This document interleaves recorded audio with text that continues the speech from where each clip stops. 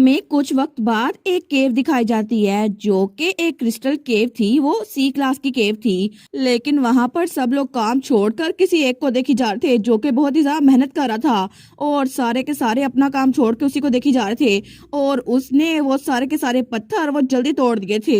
लेकिन वो old man वही था जिसके मसल्स बने हुए थे। तो तब वो अपने मसल्स को फ्लेक्स करते हुए कहता है, मेरे बाइसेप्स कितने ज्यादा औसम है ना, कितने जबरदस्त है। और तब वो कहता है, देखो सही बॉडी बिल्डर बन गया हूँ मैं तो बिल्कुल, इसकी वजह से ये पत्थर तो किसी काम के नहीं है, मैं इनको आराम से तोड़ दूंगा।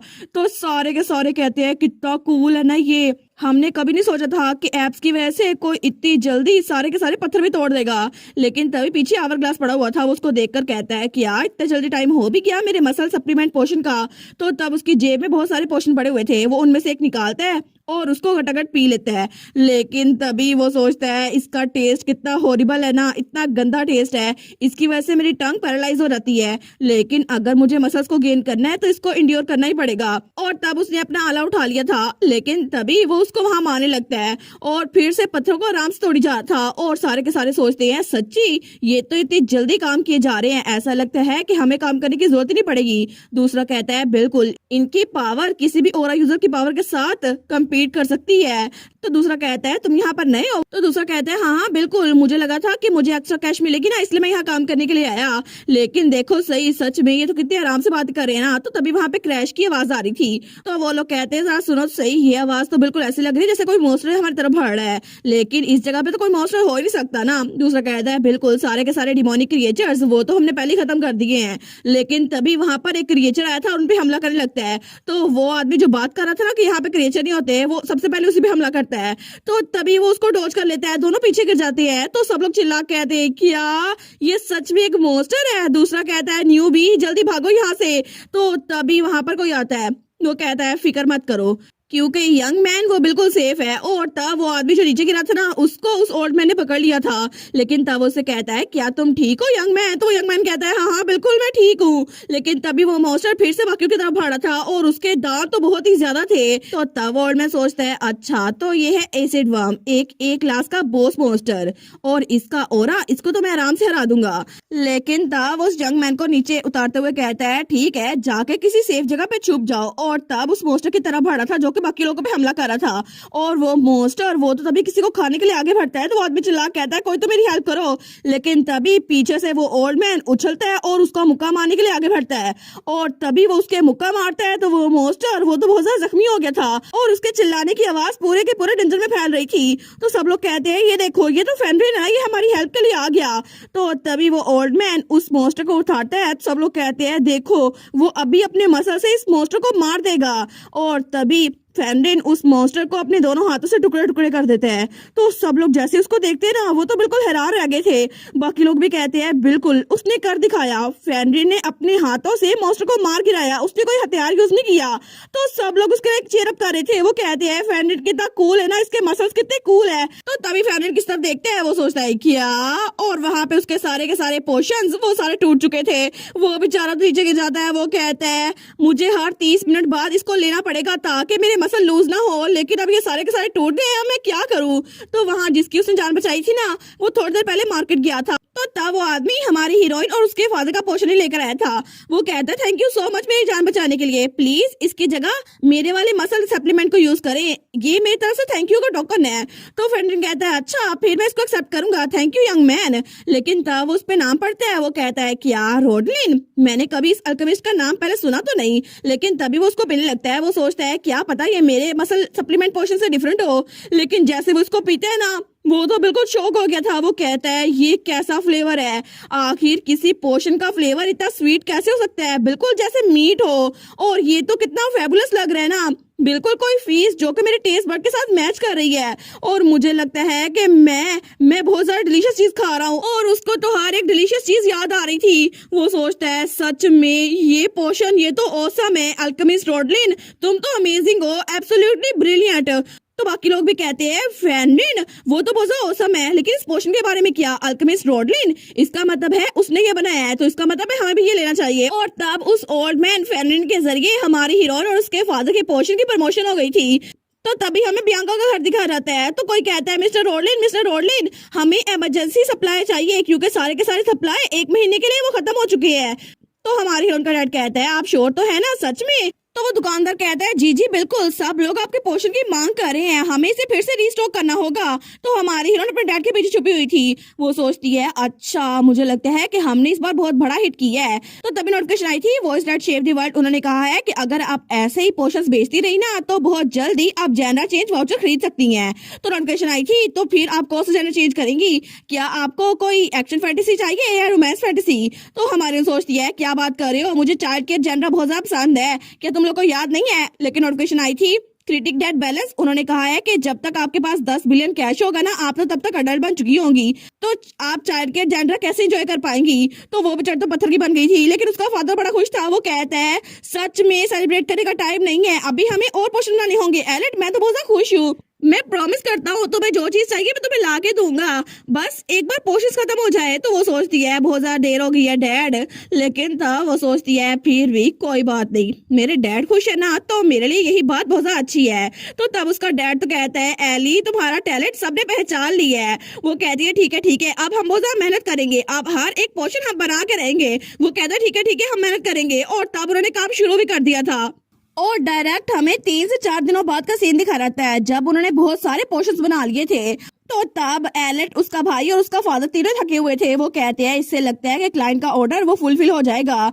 लेकिन उन तीनों ने मिलकर काम किया था। उसके फादर ने पोर्शन मैन्युफैक्चर की थी, उसके भाई ने असिस्टेंट की थी और हमारी एलेट वो फ्लेवरिंग के इंचार्ज थी। वो सोचती है मुझे लगता है कि मुझे अब थोड़ी देर के लिए पोर्शन ही बनाने, लेकिन तभी उसका भाई कहता है इसे बेचकर तो हम बहुत जल्द अमीर बन जाएंगे। तो तब वो कहता है एली जब हम अमीर बन गए तो तुम्हें कुछ चाहिए? वो सोचती है वेल मुझे जो चाहिए ना वो तो आइटम शॉप के अंदर है, लेकिन तब वो अपने भाई से कहती है मैं चाहती हूँ कि तुम नाइट एकेडमी में जाओ क्योंकि सच में वहाँ की फीस बहुत ज्यादा है, लेकिन मैं फ्यूचर के लिए सेव करना चाहती हूँ। वो कहता है एली सच में, फिर मैं भी तुम पे पैसे खर्च करना चाहता हूँ। और उसका फादर बड़ा प्राउड था कि दोनों बहन भाई कितने अच्छे से रह रहे हैं, लेकिन तब वो कहती है सच्ची थैंक यू प्रिंस। तो तब उसका फादर दोनों बच्चों को गले लगा लेता है। वो कहता है मुझे तुम दोनों पे बहुत ज्यादा फख्र है, अगर तुम लोग की मॉम यहाँ पर होती ना तुम लोग को ऐसे देखकर बहुत ज्यादा खुश होती, और अगर हम लोग खुश हो भी गए तो मैं चाहता हूँ कि मैं उस जगह पर जाऊँ जहाँ पे मैं तुम्हारी मॉम के साथ रहा करता था। तो हमारे सोचती है एलेट रोडलिन की मदर। आयरोनिकली एलेट रोडलिन जब ये छोटी थी ना तभी इसकी मॉम इससे बिछड़ गई थी, लेकिन फिर भी एक बड़ा डिफरेंस ये है कि उसकी मॉम वो मरी नहीं थी बल्कि वो मिसिंग हो गई थी। तो तब उसका फादर कहता है तुम्हारी मॉम बहुत ज्यादा डिफिकल्ट इंसान थी जिसका ट्रैक रखना बहुत ज्यादा मुश्किल था और मुझे नहीं पता वो कब गायब हो जाएंगी। तो तब हमारी एलेट कहती है इसका मतलब है कि मॉम भाग गई थी, लेकिन तभी उसका भाई उसके मुंह पे हाथ रखता है। वो कहता है डैड मुझे ये बताए ना आप मॉम से कैसे मिले थे? तो तब उसका डैड कहता है अच्छा जब पहली बार हम लोग मिले थे मुझे वो दिन बिल्कुल ऐसे याद है जैसे कल ही हुआ हो। तब तो मैं बहुत ज्यादा यंग था और गोल्डन आइवरी टावर में स्टडी करा था, लेकिन एक दिन जब मैं माउंटेन्स पे गया ना हब्स लेने के लिए तो तब वहाँ पे मुझे तुम्हारी मॉम मिली जो कि बहुत ज्यादा जख्मी थी और अनकॉन्शियस थी। तो तब मैं उसको घर ले आया और मैंने उसके जख्मों को हील किया, लेकिन उसने मुझे बताया उसकी याददाश्त चली गई है और उसको याद नहीं है वो कहाँ पर रहती है। तो मैंने उसको अपने साथ रखा, लेकिन बाद में हमने शादी कर ली और तब वो तो मेरी बहुत ज्यादा केयर किया करती थी। वो अपने रास्ते से बहुत बड़ा जायंट बेयर ले आया करती थी और मुझे कहती थी मैं उसको मीट बनाऊं, लेकिन स्टार्ट में जब मैं उसका स्टू बनाने वाला था ना तो मैं तो रोने वाला हो गया था। तो हमारे और सोचती है आप श्योर है ना कि मॉम बस आप पे हुक्म नहीं चलाती थी? लेकिन उसका फादर कहता है लेकिन जिस साल एलेट 4 साल की हुई ना वो अचानक से गायब हो गई और वो और मैं तो अलग अलग दुनिया में रहते थे। मुझे लगता है कि शायद उसकी मेमोरीज वापस आ गई थी और वो उस जगह पे वापस चली गई जहाँ वो रहती थी। तो हमारे और सोचती है ये कुछ अजीब लग रहा है। वो कहती है डैड क्या आप मॉम से नफरत नहीं करते क्योंकि वो हम दोनों को आपके पास छोड़ के गायब हो गई? तो तब उसका फादर स्माइल करता है, उसको गले लगाते हुए कहता है बिल्कुल भी नहीं, उसके बदले में मुझे सच में वो बहुत ज्यादा पसंद है क्योंकि मेरे पास वो तुम दोनों जैसे ही खजाने छोड़ के गई है। तो हमारी सोचती है मेरे पास कहने के लिए कुछ भी नहीं बचा। एलेट की मॉम ने अपनी फैमिली को पीछे छोड़ दिया, लेकिन तभी उसका भाई प्रिंस कहता है डैड मुझे नहीं लगता कि मॉम हमें छोड़ के गई थी। तो तब वो कहते हैं क्या? तो प्रिंस कहता है मैंने आपको पहले कभी नहीं बताया क्योंकि मुझे लगा था ये ख्वाब है, लेकिन जिस दिन मॉम गायब हुई थी ना उस दिन अचानक से वो बेड से उठी और तब उन्होंने एक हो और पिलो उठाया और बाहर निकल गई। और तब मैं छोटा सा था लेकिन मैं उठ के उनके पीछे गया था। मैंने कहा था मॉम आप कहाँ पर जा रही हैं? और तब मॉम ने कहा था उनको अपनी जगह नहीं पता, कुछ लाइफ स्टॉक वो केजी से बाहर निकल आए हैं हनी, और मैं उनको ठिकाने लगाने जा रही हूँ, तो मैं उनको ठिकाने लगाकर वापस आ जाऊंगी। लेकिन तभी ये बात सुनकर एलेट और उसका फादर बिल्कुल शॉक हो गए थे। तो हमारी सोचती है लाइफ स्टॉक, क्या ये सिर्फ मैं ही हूँ या फिर मुझे लगता है मेरी मॉम कोई ऑर्डिनरी कैरेक्टर नहीं थी। तो उसका फादर स्माइल करते हुए कहता है मुझे कभी पता नहीं चला लाइफ स्टॉक, इसका मतलब है कि वो किसी जानवर का शिकार करने गई थी लेकिन मुसीबत में फंस गई थी। तो हमारी हीरोइन सोचती है लगता है कि डैड एलेट की मोम को बहुत ज्यादा पसंद करते हैं। लेकिन तब वो सोचती है पता नहीं एक मोम के साथ रहना कितना वंडरफुल होता होगा ना, और पता नहीं हमारी फैमिली कितनी खुशहाल होगी, क्योंकि डैड के हिसाब से तो हमारी फैमिली बहुत ज्यादा हैप्पी थी। लेकिन क्या सच में मैं उस घर में जाना चाहूंगी? तो तब वो दिल में सोचती है लेकिन मैं तो मीनार को छोड़ के जा ही नहीं सकती ना। तो नोटिफिकेशन आई थी watch that shape the world, उन्होंने कहा है कि आपको एक क्वेस्ट मिली है, और क्वेस्ट ये थी आपको अपना होम टाउन एक्सप्लोर करना होगा, डिफिकल्टी है डी, और आपको अपना पुराना घर देखना होगा जहाँ पे आपकी फैमिली हैप्पी टुगेदर रहती थी, और इसकी वजह से रिवार्ड मिलेगा डिवाइन जिनसेंग एक्सट्रैक्ट, और फेलियर पे कुछ भी नहीं होगा। वो सोचती है सच में लॉर्ड वॉइस आप तो परफेक्ट है। तो हमारी उन कहती है डैड अगर आप गोल्डन टावर में स्टडी कर रहे थे तो इसका मतलब है कि आप डची ऑफ हेटफेंड्रेड में रहे होंगे, है ना, क्योंकि गोल्डन टावर वहीं पर है। तो उसका फादर कहते हैं हाँ बिल्कुल ये बात सच है। तो तब वो जल्दी से वहां से जाने लगती है। तो उसका डैड कहता है एलेट तुम कहाँ पे जा रही हो? तो तब वो कहती है मुझे लगता है कि हमें अपने घर को विजिट करना होगा जहाँ पे हम लोग मॉम के साथ रहा करते थे, तो उसके लिए हमें अगले हफ्ते का भी काम खत्म करना पड़ेगा ताकि हम लोग उस डची में जा सके। तो तब वो कहता है एली, लेकिन उसका भाई कहता है बिल्कुल मैं भी हेल्प करूंगा डैड, चले इकट्ठे उस घर में जाएंगे। तो उसका डैड कहता है प्रिंस तुम भी? तो तब वो बेचारा तो बड़ा इमोशनल हो गया था, वो दोनों बच्चों को कहता है ठीक है ठीक है, तो फिर ये हमारी पहली फैमिली वेकेशन होगी, हम लोग इकट्ठे रची में जाएंगे, ठीक है हम ये सारा काम अभी खत्म कर लेते हैं। और इसके अलावा वहाँ पे बहुत सारी इंटरेस्टिंग चीजें भी हैं, और वो तो ट्रेड का सेंटर है ना, इसलिए वहाँ पे बहुत सारी इंटरेस्टिंग चीजें हैं। तो हमारी कहती है लेकिन आपको तो सबसे ज्यादा इंटरेस्टिंग मॉम ही लगती थी ना। वो कहता है वो तो अलग बात है, लेकिन तब दूसरी तरफ हमें फिर से वही ओल्ड मैन दिखा जाता है जो कि कहीं से गुजर रहा था, लेकिन उसके सामने बटलर था। वो कहता है ग्रीटिंग्स योर ग्रेस, आपके मसल्स वो तो पहले से ज्यादा डिफाइंड हो गए हैं जब से मैंने देखा है। और वो था grand duke of duchy of हेटफेंड्रेड, जहाँ पे हमारी हीरोइन का फैमिली हाउस था। तो तब वो तो ग्रैंड ड्यूक निकला, लेकिन तब वो कहता है थैंक यू, लेकिन अचानक से तुमने मुझे यहाँ पर क्यों बुला लिया? मैंने तो अपनी ट्रेनिंग को भी स्किप कर दिया। तो तब बटलर कहता है असल में हमें पता चल चुका है कि आपकी बेटी वो कहाँ पर है। तो ड्यूक कहता है क्या सच में? तो ड्यूक कहता है मुझे बताओ वो कहाँ पर है। तो बटलर कहता है जितना हमने एक्सपेक्ट किया था ना वो तो उससे भी ज्यादा क्लोजर है। और तब वो मैप खोलते हुए कहता है ये देखे यहाँ पर हमें पिछली बार उनके स्वॉर्ड के ट्रेसेस यहाँ पर मिले थे, और यहाँ पे फॉरेस्ट के पास एक डंजन है जहाँ पर हमें उनके ट्रेसेस मिले थे। तो ग्रैंड ड्यूक वो तो बहुत ज्यादा खुश हो गया था। वो कहता है फाइनली मेरी इतने लंबे अरसे से गुम हुई बेटी एल्थिया, क्या मैं सच में फाइनली तुमसे मिल पाऊंगा? तो बटलर कहता है योर ग्रेस। वो सोचता है ग्रैंड ड्यूक ने इतने सारे साल इस वजह से गुजारे क्योंकि उनकी बेटी उनको छोड़ के जा चुकी थी, क्योंकि गलती असल में ग्रैंड ड्यूक की थी। लेकिन तब से लेकर अब तक उन्होंने बॉडी बिल्डिंग को अपनी हॉबी बना ली, और तब से वो पोषण लिए जा रहे थे ताकि उनकी तन्हाई दूर हो। लेकिन मैं तो हर बार उनसे कहता था जी और ग्रेस आपके मसल्स तो बहुत ज्यादा फायर अप हो गए हैं।